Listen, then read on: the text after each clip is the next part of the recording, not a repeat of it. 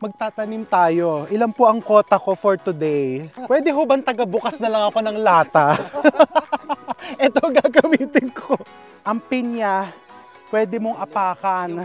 Yung gilid lang. Pero ang kapwa mo wag mong tatapakan. Di ba po? Oh, marami ka matututunan sa pagtatanim ng pinya. Ha? Ito, may naghihintay sa akin dito. Ang ganda. Oh, wow! Kailangan kong ilagay dyan o pwedeng akin na lang to. Parang ito na yung pinakamasarap na pinyang nakain ko. May experience po natin magtanim, mag-harvest, at syempre, kumain ng pineapples.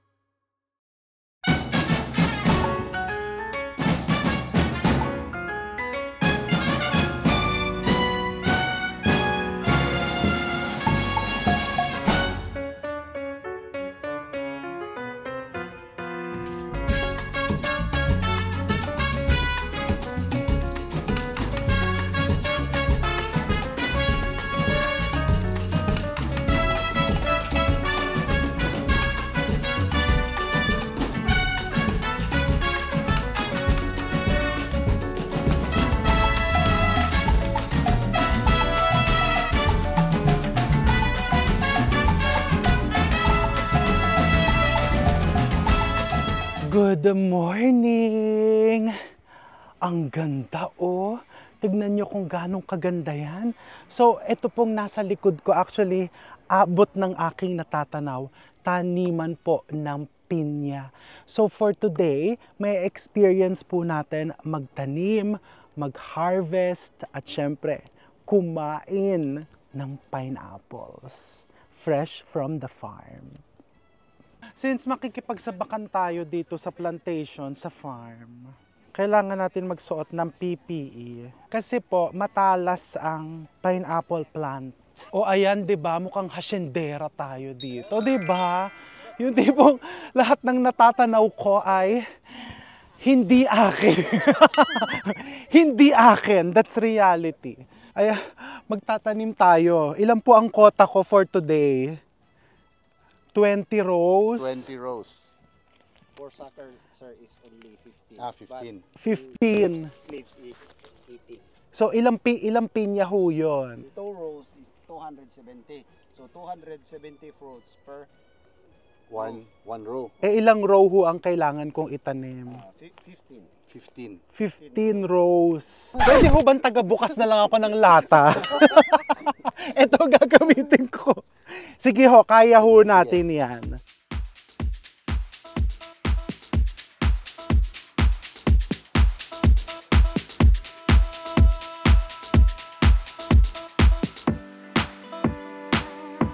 So they use this marker, kaya po may lubid, para kita mo yung distansya pag nagtanim ka nung seeds. Di ba po? Ayan, so dito po tayo magtatanim. Ayan, pupunta po si Sir sa atin. Papakita ni Sir, tapos gagayahin natin.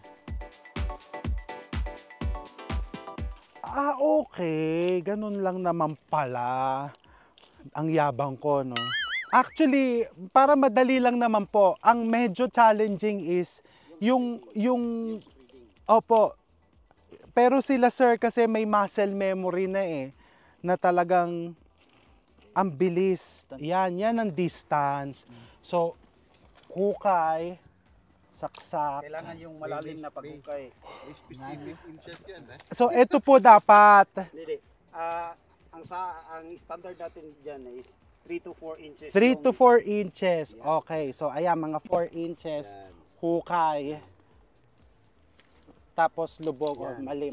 Ano sir? Ay, tumumba. Pagbutang, anak din. Yung kailangan may pwersa. Okay. So, sige. So, kailangan talagang Nakabend yung planting iron mo. Mas plastar man, diri magatubang. Sulong dito. pag ganun palabas po. Okay, so nakabend, labas, tapos may puwersa, iaangat mo. Ayan. Tama po ba? Yan. Okay. Yan. 1. Lalo. So dito po, kailangan moist ang Lupa. lupa. Kulang ho, ano? Kulang. Kulang.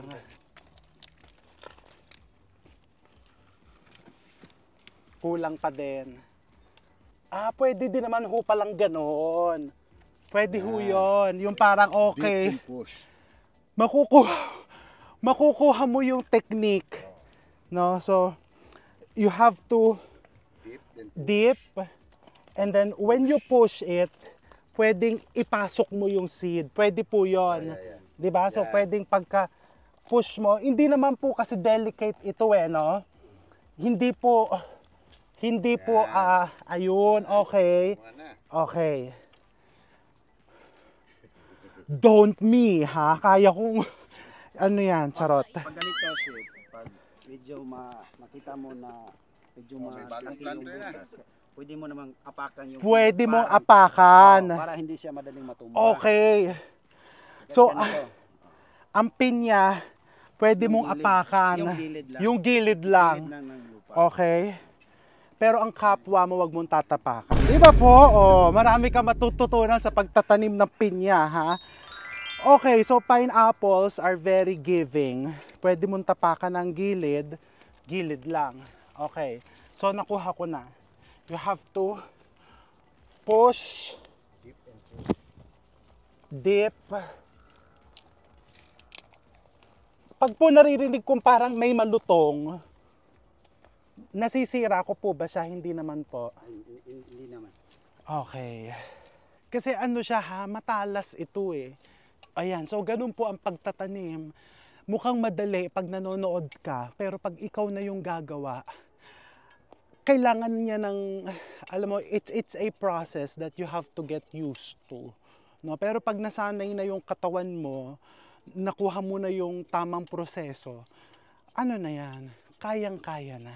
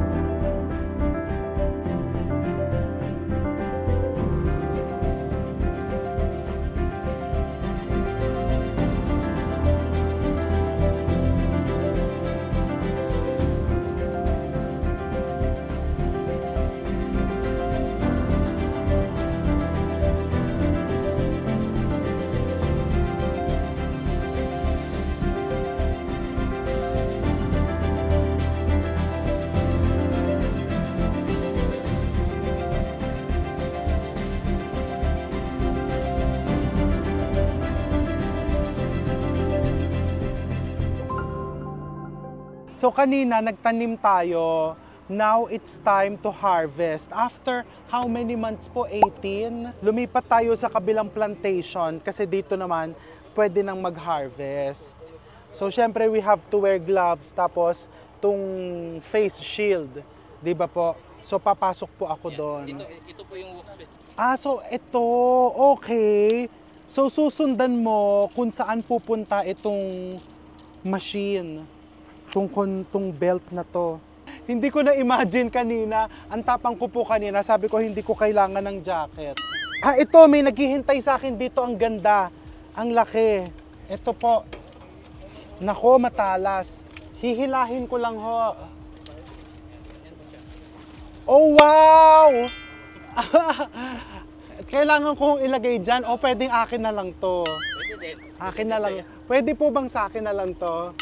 Oh, 'di ba? Ayan, oh, tapos isa pa. Ito ho, iba korte, parang number 8. Nako, teka, naiwan na ako. Tanggal na ako. Kasi fired. Kasi naiwan na ako nung hindi na ako nakakapit. Teka ho, ha? Paano nangyari yun na nasa loob na kayo tapos ako isa pa bago ko po ipasa ang aking Ganyan po. Yan. ayan.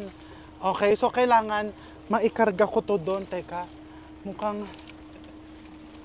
So, ako po ang makakapagpabuka dapat nito. Tapos ikakarga ko dyan. Okay. Alin pa po ang pwede? Sige, kaya pa po. Dalawa, isa pa. Paano po nalalaman kung pwede nang pitasin? We have specs for the day, chef. So the specs for today is shell color 1 up. So yung may kulay na tatlong mata, yun ang shell 1. So Tatlong mata na may kulay. at least Teka, three eyes. naiiwan na ako. Naiiwan ako. Eto po, hindi pa to. Pero ito, pitas na eh. Di ba ho? Natanggal. Pinitas ko na ito. Thank you. Ito po, chef. So, Yung mga yellow, at least 3 eyes. at least up. 3 eyes. So, tingnan natin to. Ito po, no? Hindi pa yan. Hindi pa. Yeah. Ito, nakakita ko kasi. Tapos, paano po makakalabas dyan? May ano doon, may Oh, so hanggang doon ako, dapat doon ako lumabas. Yeah, okay. Ayan, pahinog na. Yep. So talaga palang kakapit ka dito. Kasi ito yung, ayun talaga, dapat hindi ka bibitaw eh. May mga bagay na hindi mo dapat talaga bitawan. Kasi ito yung, ayun ho ang secret, no? Dapat nakakapit ka talaga. Tapos makakalabas ka, ayun, meron dong parang, open canal. Ay, ito, nakakita po ako dito, hinog na hinog na. Pat yung ganito ho, kinakarga pa din. Pang juice na to. Juice at saka Beyond Fresh po. Okay, Beyond Fresh. So, pwede na tong gawing pineapple pie. So, kailangan talaga naka full gear ka, Ako po yung pumalit sa pwesto nyo, tama po ba? Tama po, And iisa lang po ang napitas ko. So, na ako. You're done? Yes, iiwan ko na yung ID ko doon dahil isa lang ang napitas. Hindi po ako nakapasa.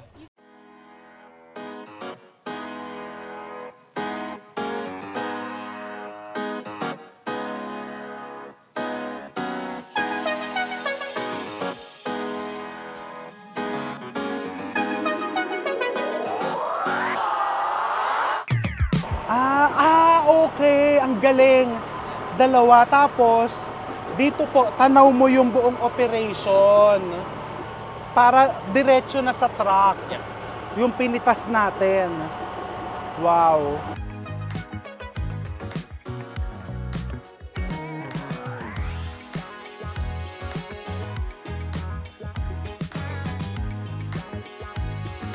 Wow. Ba't malamig po ito? Parang nasa sa fridge, kagaling ng fridge. Kaya yung tikman mo siya.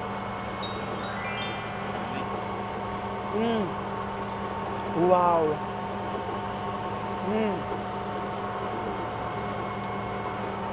Oo. Parang ito na yung pinakamasarap na pinyang nakain ko.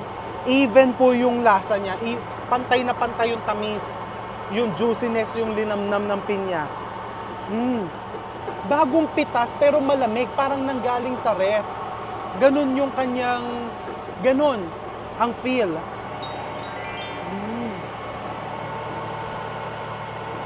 Ibang klase.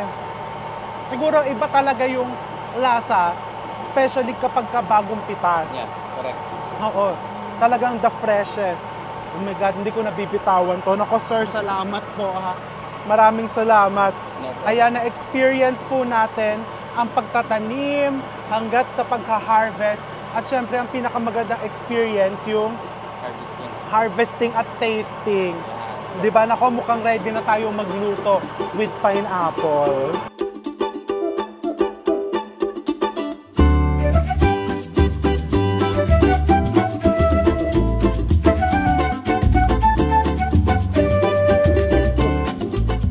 Gosh, that was a very fun and inspiring experience. Kaya naman, in the middle of this plantation, where all the goodness begins, we will cook this special dish that will bring goodness not just to your taste, but also to your health. And dahil napapalibutan tayo ng mga pinya, magluto tayo ng sinigang na baboy sa pinya.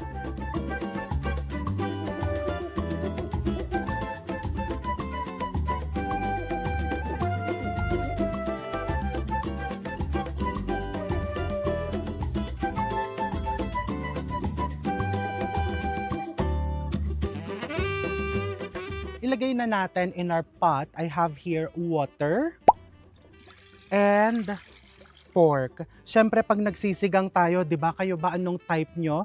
Liempo. Lagay mo din dyan.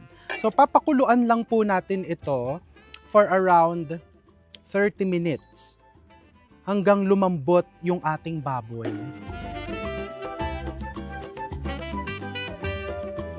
So, it's been 30 minutes. Ayan, namitas muna ako ng mga pinya. Malambot na po ang ating karne. Ito. At syempre, teka, i-double check natin talaga kung malambot. Kasi gusto natin sa sinigang, yung very tender, di ba? Ang sarap iulam sa kanin. Ayan, no? Very tender na yung ating karne. So now, it's time to add our mga pampalasa. So, hinaan ko yung apoy. I have here, of course, fish sauce. Ibuhos mo lang dyan. Salt. Onions. Ganito lang yung chop natin ng onions, di ba? Para yung maganda siyang tignan and mararamdaman mo talaga yung sibuyas mamaya. Siyempre, siling haba or siling pangsigang. Kung gusto mong mas marami, dagdagan mo. Calamansi juice. And of course, Del Monte pineapple juice with ACE. This will not only enhance the taste of the dish, it will also make it healthier. Syempre, because it's made from 100% fresh pineapples. And then, takpan lang natin and let's simmer it for 5 more minutes para yung mga lasa, yung mga flavors is mas mag-intensify. Okay, so this looks good. Now, ilagay na natin ang ating mga kagulayan. So I have here okra, eggplant, sitaw, syempre kangkong. And now, ilagay na natin ang superfruit ng mga ulam, ang Del Monte Pineapple Chunks. Hindi lang ito nagpapasarap, ito ay rich in vitamin C, fiber, and phytonutrients para sa dagdag resistensya. And let's simmer this for 2 more minutes. O, diba? Ang simpleng pang-araw-araw na pagkain. Mas pinya sarap at pinya sustansya nung nilagyan natin ng Del Monte Pineapple, ang superfruit ng mga ulam. Ayan, tikman na natin. Tingnan mo, ang ganda-ganda niya, no? Siyempre, lagyan natin ng gulay, pinya.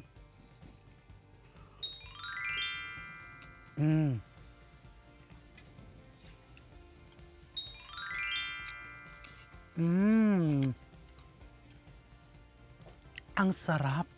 May asim-tamis na nanunuot sa karne. It balances the flavor of the dish, naging mas malinamnam. Ayan, so habang kumakain ako dito, actually, dito sa open kitchen namin, may pine-prepare din si Chef Geo na 2 nutritious dishes to go with this. Kasi po, may mga bisita tayo na makikikain dito. Papakainin po natin sila. They are members of the community na nag-welcome po sa atin mula kahapon pa.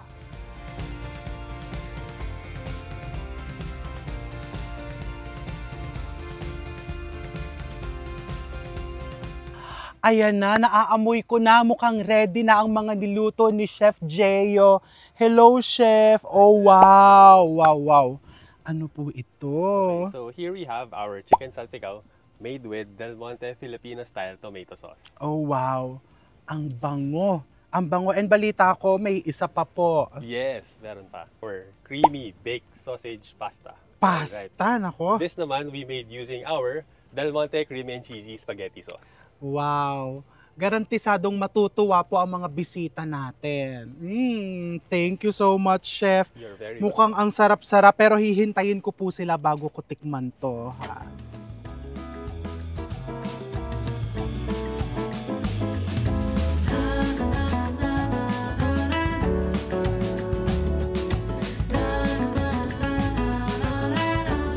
Hello po! Nako. Ano pangalan mo, dear? Ikaw naman. Hello, ay, nahihiya. Alika dito. Wag po mahiya. Kakain po tayo ngayon. Nako, thank you. Salamat po sa pagbisita nyo dito sa aming, sa aming ginawang mini cooking in the plantation, in the middle of the plantation. But maraming salamat din po sa pag-welcome po ninyo sa amin since yesterday.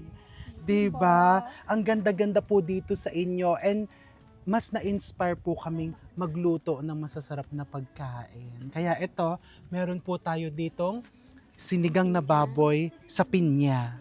Ano pong mga usual na niluluto nyong may pinya? Afritada, binubulong. Siguro may sikreto yung afritada recipe na yan. Hihingin ko yung afritada, nilalagyan nyo po ng pinya. Ikaw naman, nako, tuwan-tuwa. Alam niyang siya ang sunod na tatanungin. Anong recipes po, mga ulam ang nilalagyan nyo ng pinya? Yung sweet and sour fish po. Favorite ko yon. Ikaw, dear? Adobo. Yes.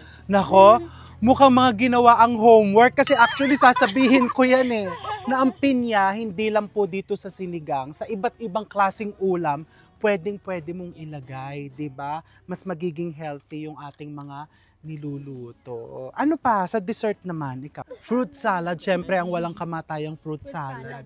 Kumain na po tayo. Halika po. Nagluto po kami ni Chef Jeyo. Ito po, meron po tayo ditong pasta, meron din chicken salpicao, and syempre yung ating sinigang sa pinya.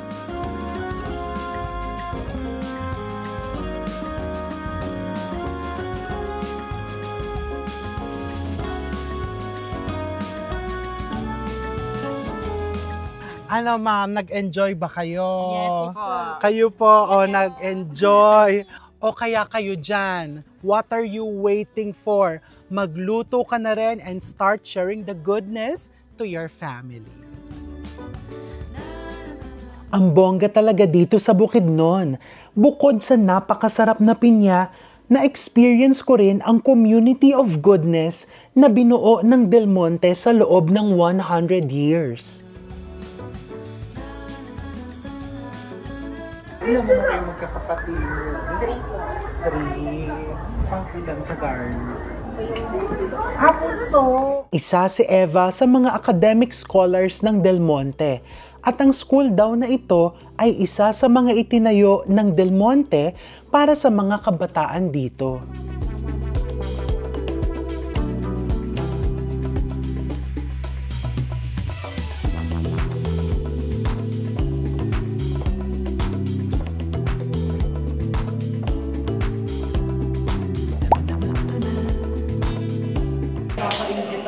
Yung hospital dito, di ba? Ang linis-linis. Yung pag dumaw mo sa bintana, parang nasa retreat house. It offers free medical services for all the employees and their dependents.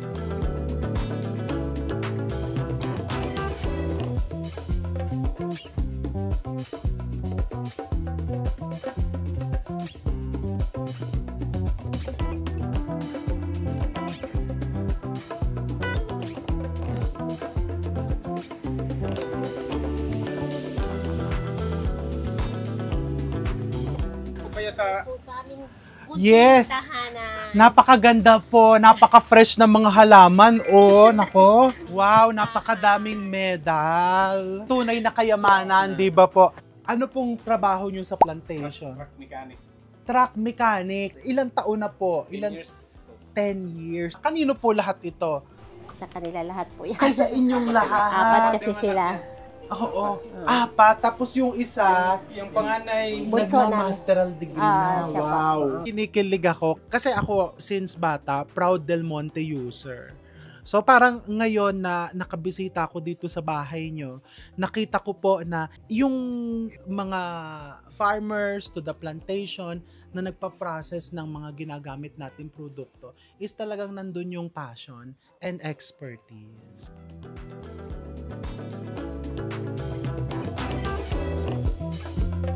Now we know kung saan galing ang sarap at sustansya ng pinya dito.